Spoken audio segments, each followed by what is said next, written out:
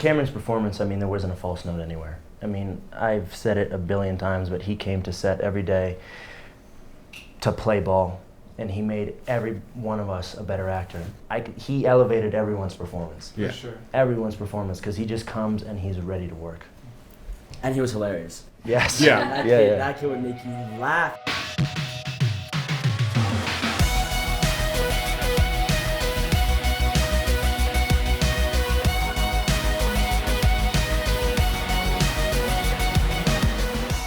All right. Well, first of all, let's just go individually, one by one. Name, role within the project. Hi, my name is Javier Bolaños, and I play Ern in the movie. Hi, my name is Nicole Elizabeth Berger, and I play Cecily. My name is Carson Boatman, and I play Hank in the movie. My name is Seth Lee, and I play Chris. My name is Cyrus Arnold. I play Borgie. I'm Charlie Gillespie. I play D-Rat Ron. I'm Carl Rumbaugh. I'm one of the producers. Well, congratulations on the film, guys. Thank you. Film festival. Thank you very much. Thank you. Somebody tell me briefly what the film's about, brief synopsis. Who wants to take it? Kids? Carl, you're the producer. All right. Come on. All right, so this script is kind of a coming-of-age story, high school, set in a kind of lower-income community outside of Los Angeles. And it's kind of about a kid's journey, dealing with loss, dealing with bullying, you know, a lot of different issues that kids are kind of dealing with in today's society. So it's really relatable. Yeah, so that's kind of, it's his journey with actually Nicole's character. And they kind of have a love story, and anyhow, that's kind of the general idea of the film. Cool. Can you guys talk to me about how you came to the project? Well, you know, just auditioning, and I got it. As soon as I got the audition, I actually had to go to Mexico, and I was booked out. I originally auditioned for a different part, and then when I was there, they said, "Oh, we loved you in the audition. Would you come for a callback?" I couldn't make the callback, and then later I got, approached about being Ern in the movie, and obviously I accepted because I loved the script, I loved the project. That's how I came about it. Well, anyway, jump in. Let's go. Want to go down the road, or do we want to just... Well, Billy saw me in The Exorcist, and then I read for Borgie, and I got Borgie. Maybe it was just like a self-tape. Basically, I was up in Canada, and it was fun. They were trying to compare my character like a Mad Max kind of guy. Like that's kind of like the energy. So it was pretty freeing to audition for it. So it was a good one. Yeah, it's kind of same as Javier. Just went in and auditioned for actually a different role in at Lisa Beach's office, casting director. Got brought back in for the role that I'm, now playing in the movie, and I guess I booked it.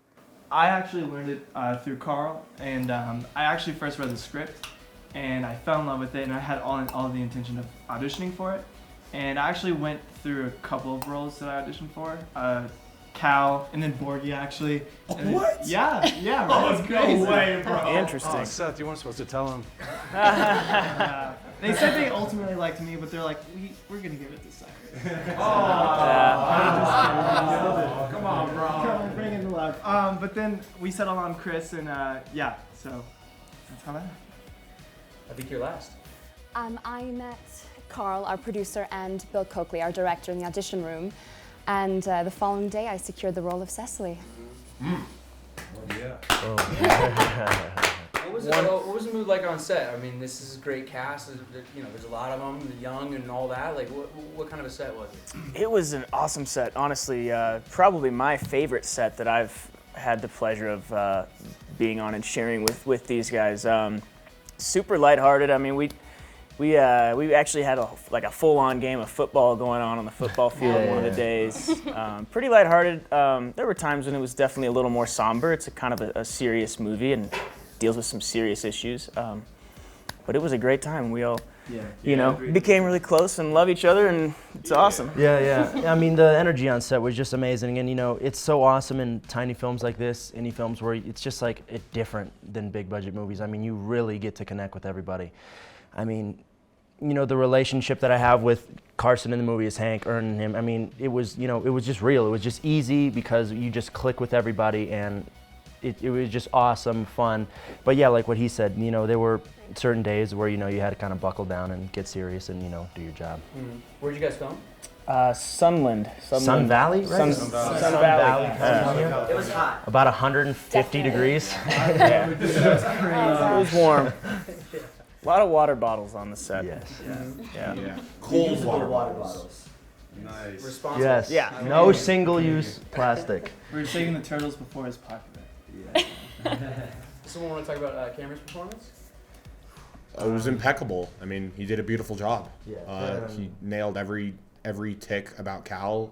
He delved into the role, and he was very wise on set. And he's also a very generous actor. He'll give you something off camera that you can perform off of and react to, and he's just fantastic. Yeah. Cameron's performance, I mean, there wasn't a false note anywhere. I mean, I've said it a billion times, but he came to set every day to play ball, and he made every one of us a better actor. I mean, I would just watch him, and when he was getting ready and he would just control the set, he knew what he wanted to do, and when it was action, it was go time, and it was just no lagging, no anything, and he elevated everyone's performance. Yeah. For sure. Everyone's performance, because he just comes and he's ready to work.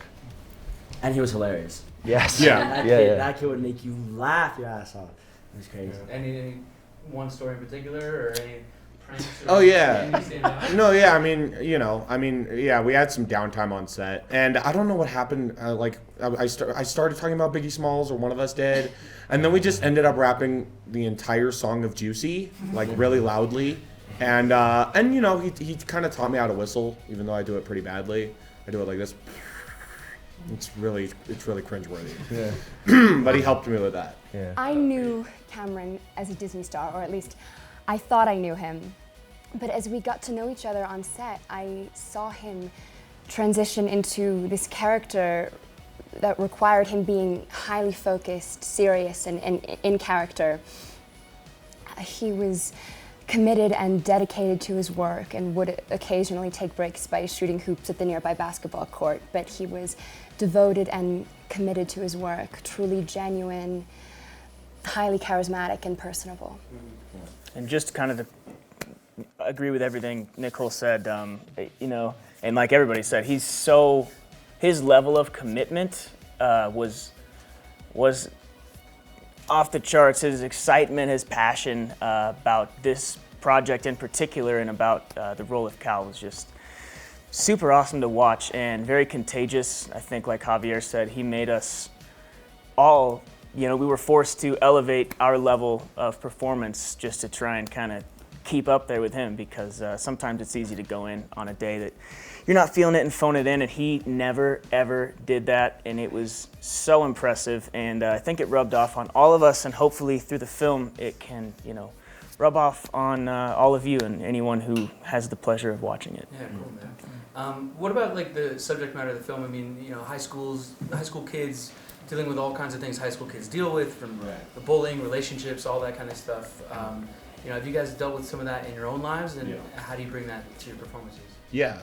Borgie's he's also kind of a bully. I mean, he digs at Cecily often throughout the movie, and he's kind of a reflection of what kids like him go through. I mean, I was bullied in middle school, and it was tough. And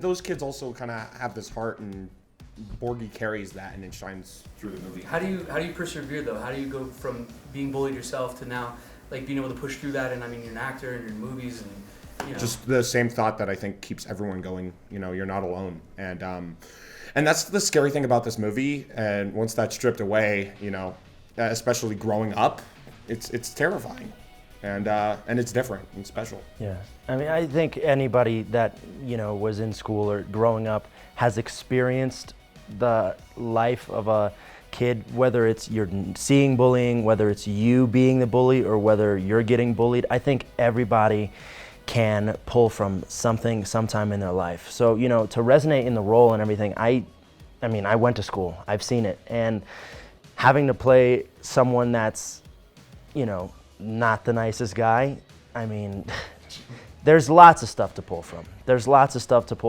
it's the world we live in. So, you just have to dive into that, and yeah. What's a good way to deal with a bully then?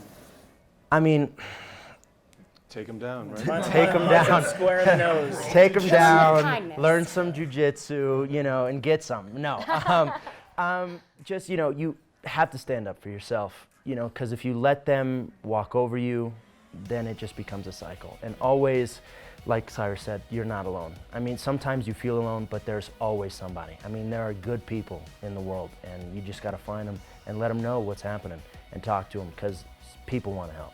People want to help. Yeah. Talk. And high school is such a, during the years of high school, you really start developing into, who you will become. So it's every moment kind of matters into who you might become in the future. So I think definitely learning how to stand up for yourself in high school and everything definitely will influence the rest of your life. And how you deal with issues like that definitely is helpful. So. Little things too, like there's the main bullies in the show too. But what's crazy too, my character would play a lot of pranks and stuff. But Cal gets bullied by these guys, but it almost seems like every turn he's getting knocked down as well. Whereas my character, the way they would describe it, no one really hated the D-Rats. They were just always around. They were playing pranks on people and stuff. But watch out sometimes with your pranks, right? There's he was having a really bad day, but what was it? Was the coin on the floor, I think? Yes. Right, and it's just it's like adding fuel to the fire. For a kid that's already in such a rough position, every little thing may seem a little worse too, right? So it's be cautious of be not to quote Ellen DeGeneres, but be kind to one another. Yeah. Yeah, to piggyback off of Charlie, bullying manifests into completely new, different ways, a lot of ways, and the movie's kind of clever in how it interprets that, and it's not just one dimension of bullying, it kind of goes through all the different ways that can happen. Go ahead. Well, from the first time I read the script, I knew this was going to be a dramatic story about the challenges faced by teenagers.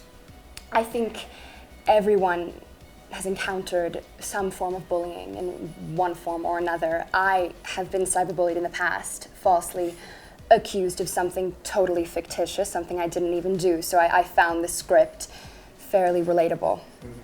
What do you guys, when audiences are leaving the theater, what do you hope they're saying to each other or talking about on the ride home, or what kind of impact do you want to have? I hope that it's, the film, it is a film and it is meant to be, watched and enjoyed, but it's also kind of a call to action. Kind of reverting back to that last question, it also touches on the fact that there are adults in this movie who turn a blind eye because it suits their priorities better, or there are parents who love their kids but don't even realize how absent they are because of their jobs. And I think that one thing that can be really helpful is when there is someone to lean on, a mentor, a parent, a teacher, coach, a counselor, the list goes on, but just to be aware and be vigilant and be empathetic. So hopefully it's not only, a message to young people to, hey, why don't you, be a little more kind to one another, but also from an adult's perspective, just be aware. You don't have to be looking out for it all the time, but just be aware and know that kids are going through things, and you have to be there and support them. And what I really liked about this movie, and I was having this conversation in class the other day, sometimes in Hollywood we may find movies that don't necessarily have a message to it, and doesn't really have a theme that really sticks with one to the audience, but with this movie I feel like the message and the theme really stuns you once you leave the theater.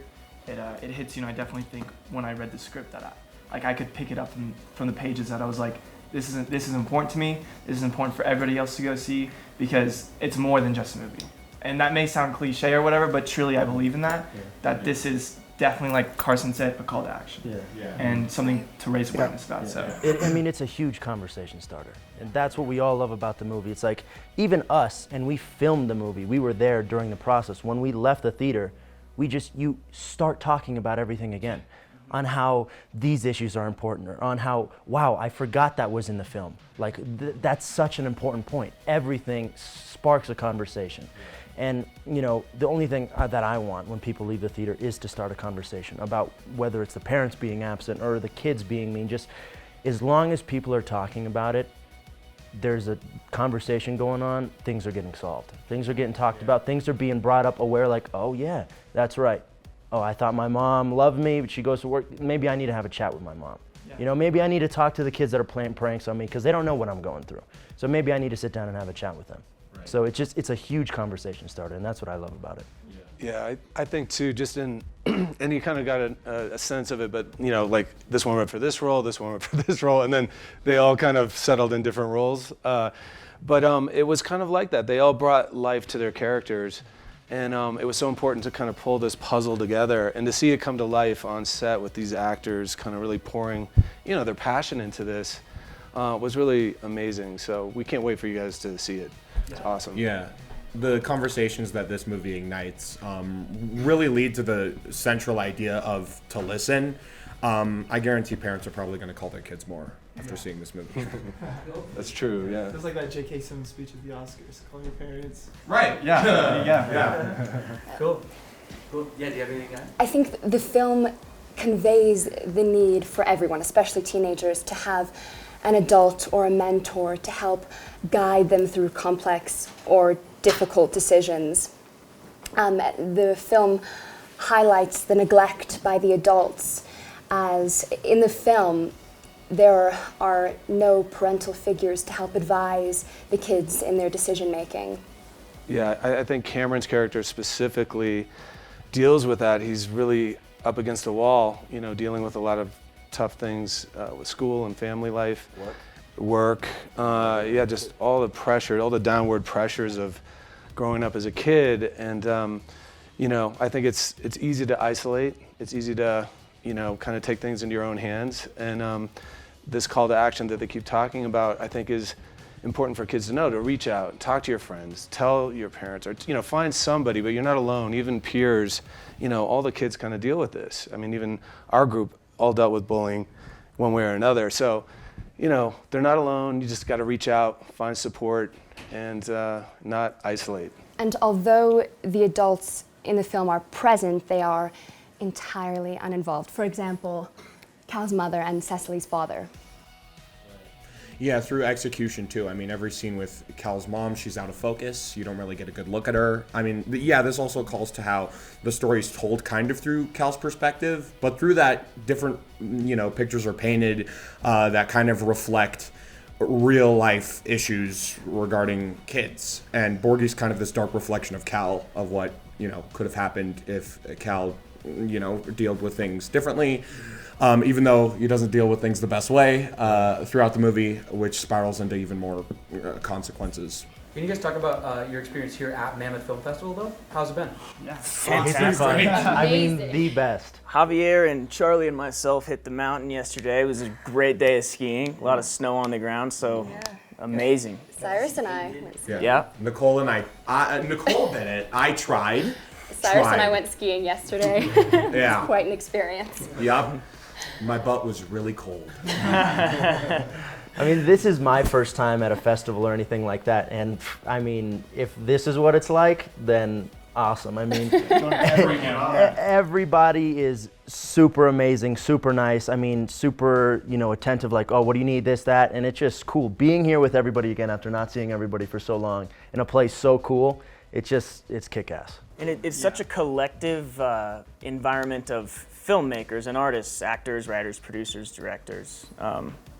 Just a really cool place to kind of be around other creatives. Cool. Yeah. Yeah. Let me ask you a couple of just fun film questions, just about movies in general, just because we're at a film festival, so why not? Right. Do you guys remember the movie you saw in the theater, or like a theater experience where you were like, I need to be involved in filmmaking and show business and acting, producing, whatever the case may be? Yeah. I mean, I feel like for older movies especially, people kind of connect through movies through their television or DVD or whatever. I collect DVDs. But I think I just did this indie film where the director recommended like 12 movies, and one of them is my favorite movie now, which was Dog Day Afternoon. And Al Pacino's performance through that conveyed every emotion possible. He was funny, but it was off kilter, and he was depressed and angry, and movies are about escapism. and that's why I'm fascinated with them. And they kind of juggle this really weird balance of escapism and fantasy while not preaching, but telling stories that relate to reality. And movies like Runt, where it's kind of dark, but Dog Day Afternoon for me would probably be the one. Well said. Go ahead, Chris. No, I was just saying well said to Cyrus. Yeah. Mine would be, a buddy of mine in high school gave me Fight Club, and I watched that in my in my house, and I was like, wow, that's something else. And then, but the first film that I saw in theaters is they were playing The Godfather in a tiny little theater, and I went and saw that, and I remember just being like, I mean, let's do it. Let's do it. It's just, cinema is such an awesome thing. I mean, we all are so privileged to be able to, lack of better, pretend to be anybody, and that's what I love about it. We just can run away, escapism. It's just awesome. Yeah. For me, I think I can't pinpoint one specific film that I saw in the theaters, because I've been going to the theaters for a very long time with the intention of, hey, this is what I want to do. But it kind of stemmed from some family history that I had that I don't want to dig too deep into right now. It's a lot. But my family kind of, as a therapeutic way to like bond together, we would go to the movies. And so I think since then it's just been kind of like, I realized that it was more than just watching a movie. It was a community, and that it brings people together, and that people often get hurt. Like, watching Runt, I'm sure there are, like we said, there are kids who are going to be watching this, and parents that are going to be like, okay, this is important. This is something that I need to like take action towards. And I think it's such a great experience to be a part of this industry, and like being able to express myself and talk to others through the screen. And I think, I don't know, I don't know where I would be without film. Yeah, cool. It's crazy when a movie gets made. I forget who said that, but it's like it's a miracle every time a film gets made, right? And it's like there's always stories too of like the behind the scenes, like look at like Whiplash. That's one of my favorite movies out there. Yeah. And just how he did that short, and then the short moved into like making his full film. Like Damien Chazelle kills it all the time. I love that guy. But also, there's communities everywhere. Like anybody can make a movie. Especially nowadays with these guys. Like if you really, really wanted to, you could get a gang of friends together, make a little short film or something, and express yourself in a certain way. But they're just cool. They're fun. Yeah. Yeah. And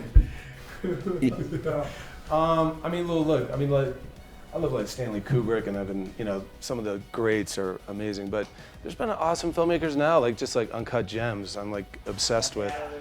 I mean, that thing. I mean, I'm so irritated by that film, but I'm obsessed with it. I want to kill Adam Sandler. I'm like, you idiot! I can't do this.